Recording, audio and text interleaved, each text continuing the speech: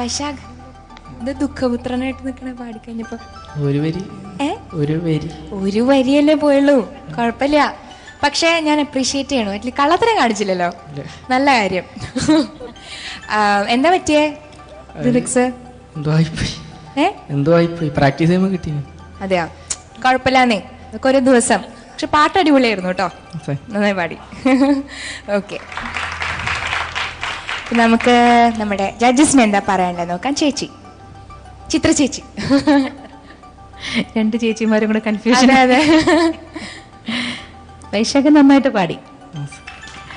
പക്ഷേ എന്തുകൊണ്ടാണ് ലിറിക്സ് മറന്നു പോകണം? മുന്നേരെ പഠിക്കുന്നില്ലേ? സാർ 2 വർഷങ്ങൾ ഇവിടെ എത്തുമ്പോൾ കിട്ടുന്നില്ല. അതെ, പേടി കൊണ്ടിട്ടാ? അതെ, പക്ഷെ പഴയ പാട്ടുകൾ മോൻ കൂടുതൽ കേൾക്കണം കേട്ടോ. പഴയ പാട്ടുകൾ കേൾക്കണം. ഹിന്ദി ഇപ്പോൾ ജീവിതത്തിൽ 2ാമത്തെ പാട്ടാണോ അത്? അതെ, കേൾക്കാറില്ലേ? പഠിച്ചിട്ടില്ലെങ്കിലും കേൾക്കാറില്ലേ? കേൾക്കണം കേട്ടോ, എല്ലാ ലാംഗ്വേജസും കേൾക്കണം. അപ്പോഴേ വൈശാഖ് എപ്പോഴും പാടുന്ന സ്റ്റൈലിൽ നിന്ന് കുറച്ചൊന്നും മാറാനുണ്ട് എപ്പോഴും കേട്ടോ. അപ്പൊ ഒരുപാട് പാട്ടുകൾ കേൾക്കണം, ഒരുപാട് പേര് പാടിയ പാട്ടുകൾ കേൾക്കണം, ഒരാളിന്റെ മാത്രം കേൾക്കരുത്. പിന്നെ മെയിനായിട്ട് തോന്നിയത് ഈ എന്താണ്, ഹ വരുന്ന വാക്കുകളെല്ലാം ഒരു കായും കൂടെ ചേർത്താണ് വൈശാഖ് ഉച്ചരിക്കുന്നത്. ഇപ്പൊ ഹേ അല്ല എന്നുണ്ടെങ്കിൽ ഹേ അല്ല എന്ന് കേൾക്കുന്ന ഒരു വേറൊരു ചരണം കൂടെ വരുന്നുണ്ട് എല്ലാ ഹായിലും. പാടിയിട്ടുള്ള മിക്കവാറും സ്ഥലത്ത് ലിറിക്സ് മറന്നുപോയെങ്കിലും വളരെ മിടുക്കനായിട്ട് അത് സെൻസിബിളായിട്ട് തന്നെ അത് തിരിച്ച് പല്ലവിയിലേക്ക് പാടിയത് തീർച്ചയായിട്ടും അപ്രീഷിയേറ്റ് ചെയ്യണം. ആ ഒരു പ്രസൻസ് ഓഫ് മൈൻഡ് കേട്ടോ. പിന്നെ ആള് കുറച്ചുകൂടെ ചമ്മൽ കുറച്ച് മാറിയിട്ടുണ്ടെങ്കിലും കുറച്ചും കൂടെ മാറാനുണ്ട് കേട്ടോ. എനിക്കിഷ്ടപ്പെട്ടു, പാടിയത് കുഴപ്പമില്ലായിരുന്നു കേട്ടോ. ഇനിയും പക്ഷെ ആ സ്റ്റൈല് മാറണം. വൈശാഖിന്റെ ആ യൂഷ്വൽ സ്റ്റൈലിൽ നിന്ന് കുറച്ചുകൂടെ മാറാനുണ്ട്. ഒരുപാട് പേരുടെ പാട്ടുകൾ കേൾക്കണം, ലൈറ്റ് മ്യൂസിക് നിറയെ കേൾക്കണം കേട്ടോ. All the best. ഓക്കെ, ജാസേട്ടാ. വൈശാഖിനെ ചേച്ചി പറഞ്ഞൊന്നും ഇഷ്ടപ്പെട്ടില്ലെന്ന് മനസ്സിലായി. കാരണം വെച്ചാൽ ഇതെന്തോ ചേച്ചി പറയുന്ന എല്ലാം തെറ്റാണ്, ഞാൻ നന്നായിട്ട് പാടിയില്ല എന്നുള്ളൊരു ഭാവത്തിലാണ് വൈശാഖ് നിൽക്കുന്നത്.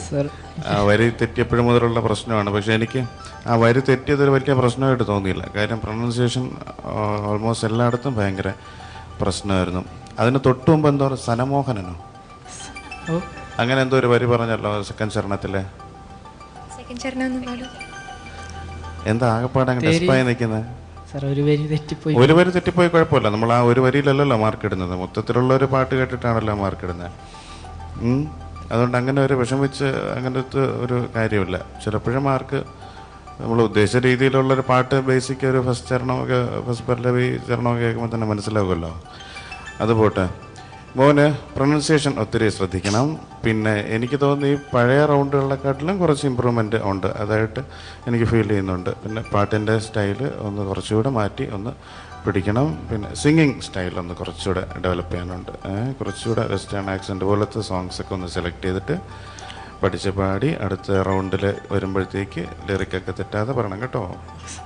ശരി, താങ്ക് യു. ജെൻസ് ചേച്ചി. വൈശാഖിൻ്റെ ഇറങ്ങി വരണ മാതിരി തന്നെയായിരുന്നു പാട്ടും, എനിക്ക് ഇഷ്ടപ്പെട്ടു. പിന്നെ ഹായ് അല്ലാന്ന് പറയണ്ട, ഹായ് അല്ല, അതെപ്പോഴും തെറ്റി അല്ലേ? കുഴപ്പമില്ല, ഇനിയുള്ള അടുത്ത ഇതിൽ നന്നായി പാടിയാൽ മതി. ഓക്കെ, താങ്ക് യു ചേച്ചി. ഇപ്പോൾ വൈശാഖിൻ്റെ ഇന്നത്തെ പെർഫോമൻസിന് ജഡ്ജസ് എത്ര മാർക്കാണ് നൽകിയിരിക്കുന്നത് നമുക്ക് നോക്കാം.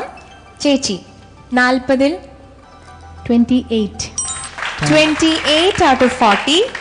ജെൻസ് ചേച്ചി 30-ൽ 18. 18 out of 30. ജാസേട്ടാ 19 out of 30. വൈശാഖിന് ഹിന്ദി ഓൾഡ് സോങ്സ് റൗണ്ടിൽ ജഡ്ജസ് നൽകിയിരിക്കുന്നത് 65 മാർക്സ്.